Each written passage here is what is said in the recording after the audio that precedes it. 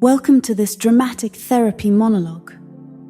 Listen to this meditation with an open mind and heart. In between each part, focus on your breath. Start now by inhaling deeply through your nose and slowly exhaling through your mouth. Then gently turn your attention to the natural rhythms of your breath.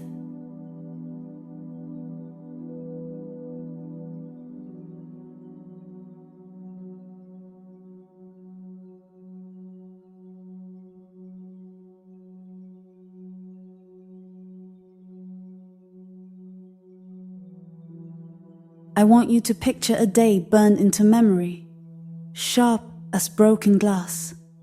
The kind of day when the phone rings and your stomach drops before you even answer. I have lived that day. My sister was the wild, brilliant kind, unpredictable, full of life and impossible silence. I have her eyes, if anyone ever wonders. The last time I saw her, I tried to make her laugh the way I used to when we were children. That laugh was rare by then. I held out hope she would call me, that I could fix her pain myself, as if love could build a wall around someone and keep out the dark.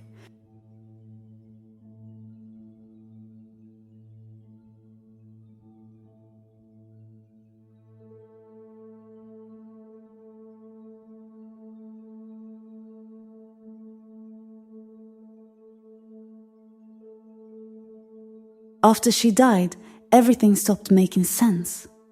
Grief slammed into me, fast and violent, then lingered like a headache that never faded. I remember sitting on my bed, staring at the wall, whispering old arguments we never finished, promises I never made, stupid, everyday things like who would pick up groceries or remember birthdays. 1,000 tiny regrets became anchor chains.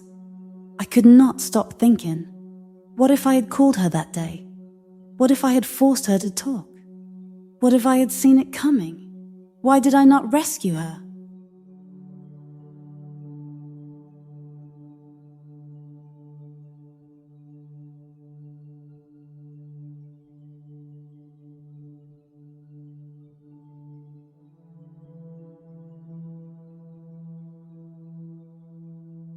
People told me, you could not have known. They said, this was not your fault. I did not believe them. In my head, guilt played tapes on repeat. I replayed every conversation, searched every memory for warning signs I missed. A word, a look, anything that could have saved her. Blame, like a dog with a bone, would not let go. I started to believe guilt was proof that I loved her enough. Because otherwise, what else was left except emptiness? I thought if I punished myself, the pain would mean something. That maybe she would feel it, wherever she had gone. It was always easier to carry guilt than to accept that I was powerless to help.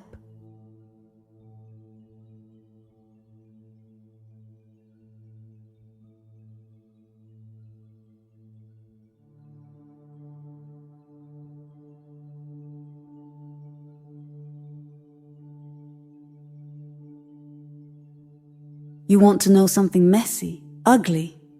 My sister and I were not perfect sisters. We fought a lot. Some fights still taste bitter in my mouth. Once, weeks before she died, she called for help, and I ran out of patience, told her I was too busy. I will always remember the sound in her voice, a sadness I was too proud or too tired to answer. Guilt is the ghost that wears 1,000 faces, and sometimes it comes dressed as memories like that, memories you cannot outrun.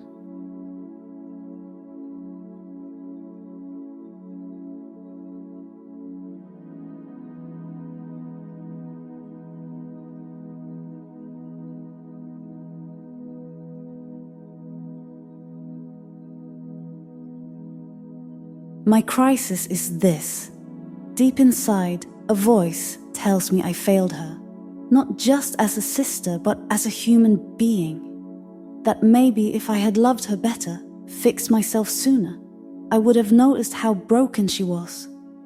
I imagined myself as a child again, wanting to save everyone, believing that if I just tried harder, people would not leave. At night, I still hear her laugh in my dreams. I wake up and curse myself for letting the memory slip. There is venom curled in that guilt, the belief I deserve this pain, that I have always deserved it. The guilt becomes a cage I lock myself inside, unwinding every moment with pointless self-recriminations. I cannot breathe sometimes.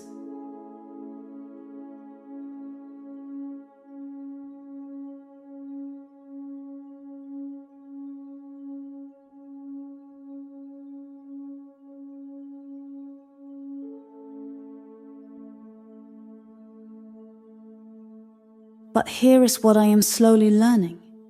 Through therapy, through the emptiness, through talking to her photo as if it could answer, my mind is looking for patterns. For some reason, horrible things happen. The brain hates things it cannot control. It tries to make up stories where everything could have been different. If only I were different. That is what gives me the illusion that I had power I never had. It feels less terrifying than accepting that sometimes the people we love are lost, and we could not hold them back from the edge.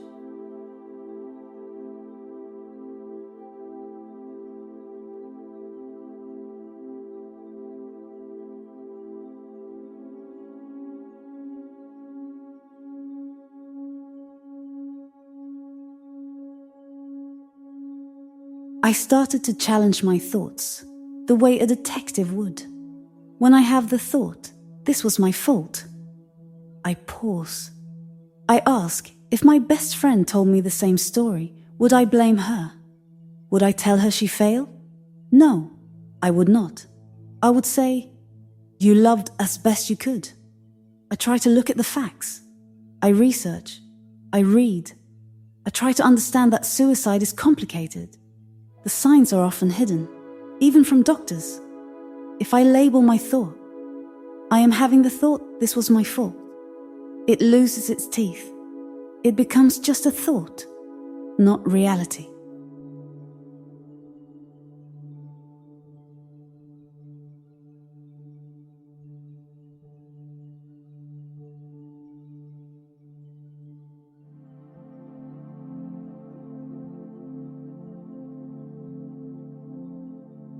Some days, I still want to stay stuck in guilt. It is like a comfort blanket, threadbare and choking. But I'm learning I can choose something else.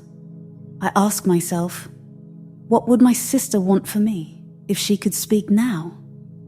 Would she want my life to freeze, forever wrapped in pain? No.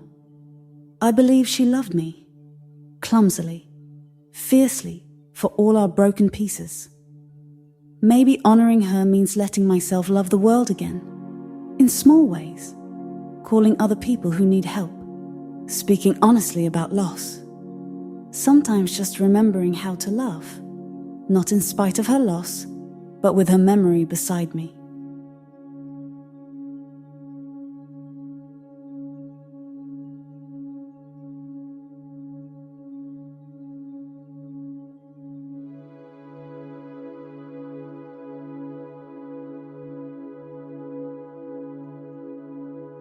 If you are listening, drowning in your own guilt, let my voice be a small light. You do not have to carry more than your share. It is not your fault. Your grief is real. The guilt is real. But you are allowed to put it down, just for a while. Focus on your breath. Inhale. Exhale. Imagine your loved one would want you to live. You are more than your mistakes. It is all right to need help. It is not weakness to reach out. It is the beginning of forgiveness.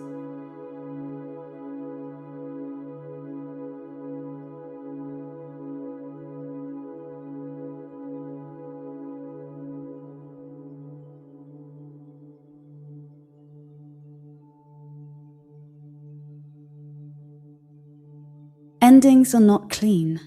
The story does not tie itself in a bow. But there can be transformation, even in the sharpest loss.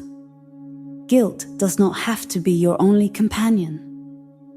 You can practice gentleness. You can find meaning, not in rewinding the past, but in living forward, breath by breath, memory by memory. Welcome back to your life. Breathe in, breathe out, and let the possibility of healing take root. Thank you for listening.